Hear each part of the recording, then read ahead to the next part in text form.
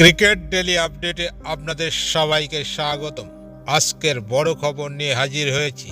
Delhi Capitals Rishabh পন্থকে ধরে রাখলো না, কেন এমন হলো? ভক্তদের এত বড় ধাক্কা দিলেন মালিকরা।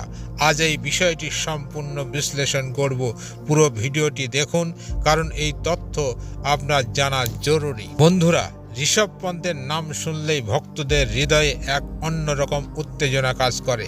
দিল্লি ক্যাপিটালসের হয়ে একের পর এক অবিশ্বাস্য পারফরমেন্স, নেতৃত্বের দায়িত্ব কাঁধে নেওয়া, সব মিলিয়ে পন্থ হয়ে উঠেছিলেন দলের প্রাণ।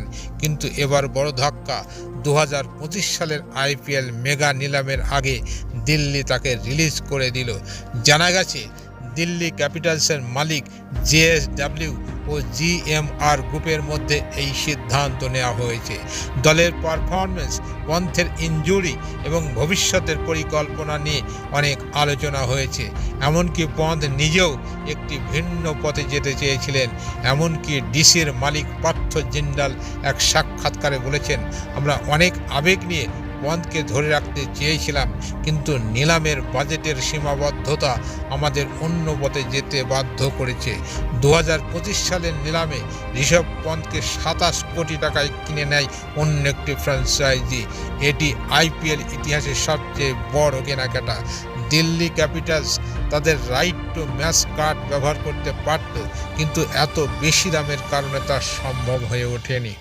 ভক্তরা সামাজিক মাধ্যমে ক্ষোভ প্রকাশ করেছেন। অনেকেই বলেছেন দিল্লি ক্যাপিটালস তাদের সবচেয়ে মূল্যবান সম্পদকে হারিয়েছে।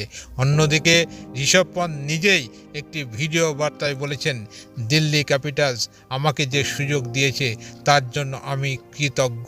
এখান থেকে অনেক কিছু শিখেছি এবং দলের সঙ্গে থাকা আমার জীবনের সেরা মুহূর্ত। বন্ধুরা, এটি শুধু একজন খেলোয়াড়ের বিদায় নয়, বরং আবেগঘন অধ্যায়ের সমাপ্তি। আপনি কি মনে করেন, দিল্লি ক্যাপিটালস কি সঠিক সিদ্ধান্ত নিয়েছে, নাকি ঋষভ পন্থকে ধরে রাখা উচিত ছিল? আপনার মতামত অবশ্যই কমেন্টে জানাবেন। বন্ধুরা, যদি ভিডিওটি ভালো লেগে থাকে তাহলে লাইক দিন, বন্ধুদের সঙ্গে শেয়ার করুন এবং চ্যানেলটি সাবস্ক্রাইব করতে ভুলবেন না। আগামী ভিডিওতে আবার দেখা হবে নতুন কমেন্ট নিয়ে।